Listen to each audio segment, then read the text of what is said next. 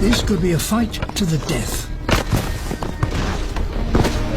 A male's enormous nose both filters out the dust, but at this time of year it also serves a very different purpose.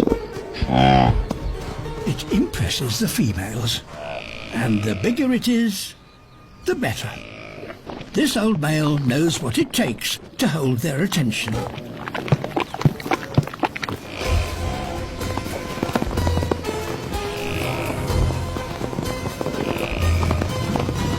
And if that isn't effective, he has other ways of impressing them. A bush. Very majestic. But when you are king of the steppe, there's always someone waiting to claim your crown.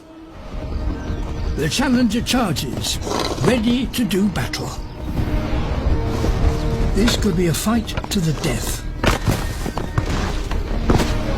70% of rutting males will die.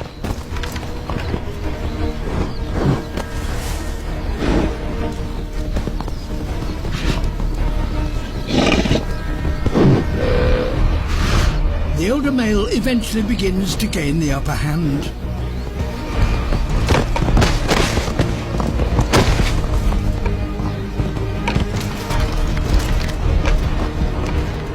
And with one final effort, he drives the young rival away.